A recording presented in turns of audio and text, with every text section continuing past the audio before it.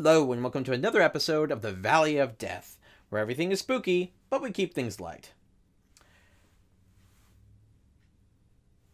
I think you can guess what we're going to be talking about today.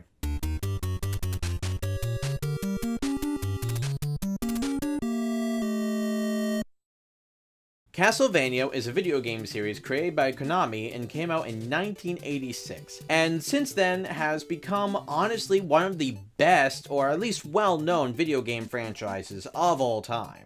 Starting on the Famicom or the NES, depending on where you lived, the story is about the time-long feud between the Belmonts and, of course, the main big bad himself, Dracula. The video game series has seen many iterations over the years.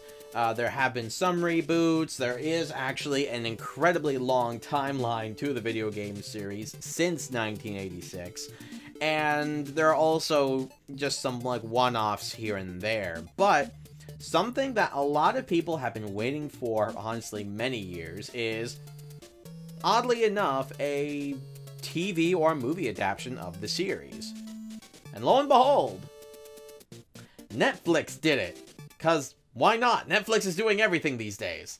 Now, when this was first announced, a lot of people were worried because everyone knows most video game series that are turned into movies are not that good. Don't get me wrong, there are a few exceptions. At least in my own personal opinion, I actually really like the movie Rampage. Resident Evil, as bad as it is in many regards, I look at as dumb fun. And apparently there was at least some amount of praise to the Sonic movie. There's something about Castlevania that you just have to get right.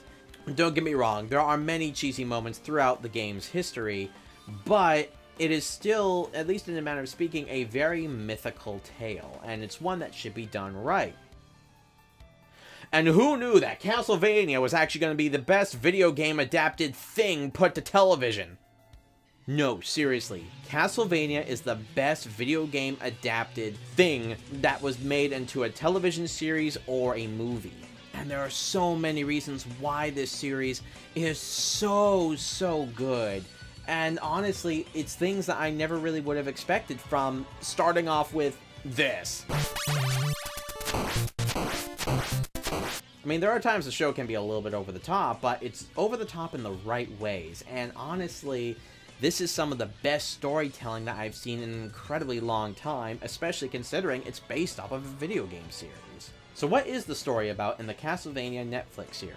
Well, quite simply, it starts off with Dracula as he falls in love with a human being who, for once, has shown many different traits to what Dracula is actually used to in humans, mainly being selfish, self-centered, and a lot of times not really understanding what is truly evil and what is good. The great thing about this show is that all the characters are incredibly complex. Not one character is the same. Not one character is a caricature or a stereotype of something that is put into most movies or books.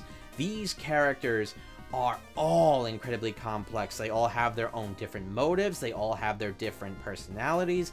And above all, they all have their different strengths, weaknesses, and sense of happiness and loss. These characters seem incredibly human and realistic, and that's what makes this show so good when it comes to its characters. Kind of getting back around to the characters, Dracula eventually does unleash hell on Earth when the church kills his wife for witchcraft, when in reality she wasn't a witch, but just a scientist. Now, to my Catholic audience members, I will say this one thing.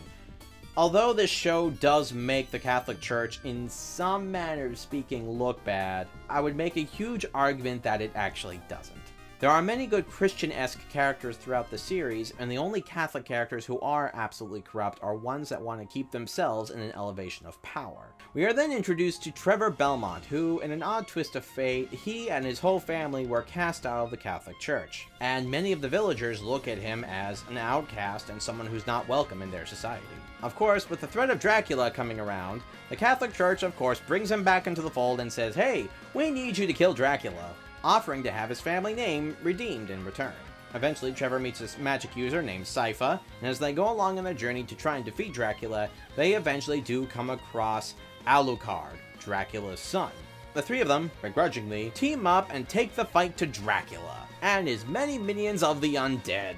Albeit, the story is very simple enough, but the thing is that that's what you need in a video game series. If you make it very complex or whatever, then you're just going to wind up getting lost, like so many other video game series do, when they're trying to reinvent themselves as movies. Don't get me wrong, there are many complex things that happen in the series, such as vampire politics, human politics, religion, philosophy. So much stuff is packed into this series, and yet it's done so beautifully and so right. It keeps you interested, it keeps you enthralled. There are so many things that when I'm watching this show, I am just so interested in everything that is unfolding in this world. Especially when it comes down to the philosophy and aspects of religion. As a Catholic, there are so many things I actually do find really appealing about this show.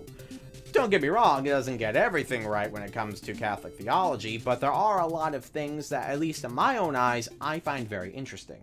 One of my favorite scenes in the show is when the demons invade a Catholic church and the corrupt bishop is there. He's there toting, "How dare you invade this house of God? You shouldn't be here, blah blah blah. I am a servant of God." I have done his bidding.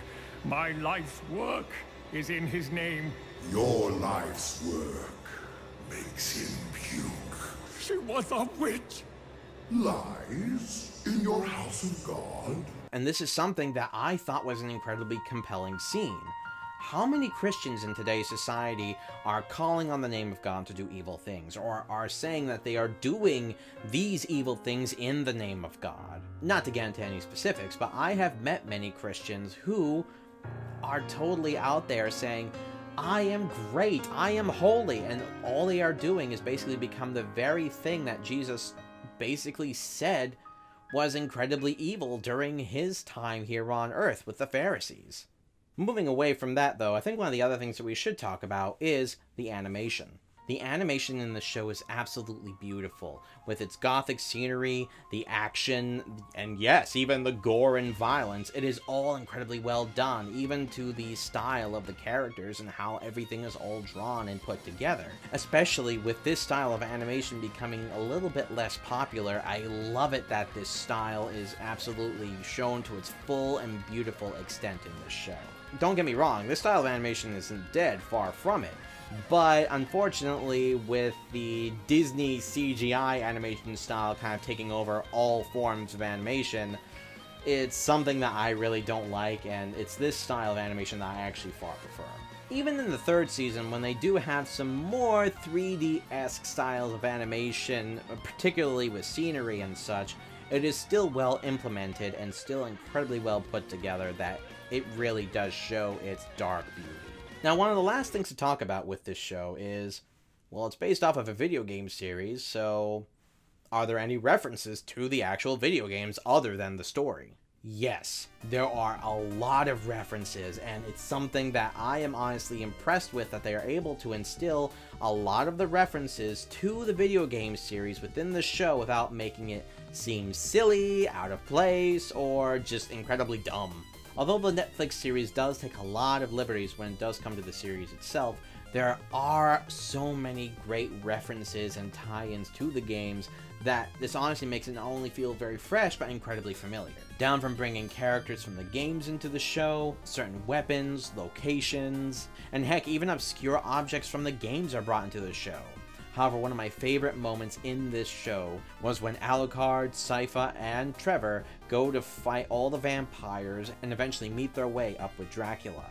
As they're about to battle the vampires, one of the best pieces of music from the game series, Bloody Tears, plays as they are fighting all of the vampires. And gosh, when this moment happened, I literally just melted with happiness.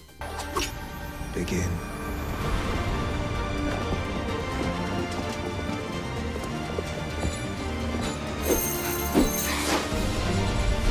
So, of course, I'm gone on and on and on about how I think this show is absolutely fantastic. The show is fantastic. It's really good, especially as a video game adaptation. And I find it a little bit odd that not as many people are really talking about it compared to, well, Sonic. I think one of the reasons is because a lot of people usually tend to overlook these kinds of things and say, oh, well, video games are for kids. When you make a video game movie, it's automatically probably going to be for kids. So, I think that's one of the reasons why the show is not as talked about as much as, let's go ahead and say, well, Sonic. But at least it is getting the critical acclaim and the attention that it definitely deserves. Should it be bigger? Oh, absolutely, 100%. And I'm really glad that with each passing season, the show is only getting bigger. It's getting grander, it's getting more episodes, it's getting more love, and that's something that the show definitely deserves. As a huge fan of the video game franchise, I can safely say that the Netflix Castlevania show is the best video game adaptation made into a TV show. Thank you so much for joining us in the Valley of Death, where everything is spooky, but we keep things light. I'll see you guys in the next episode.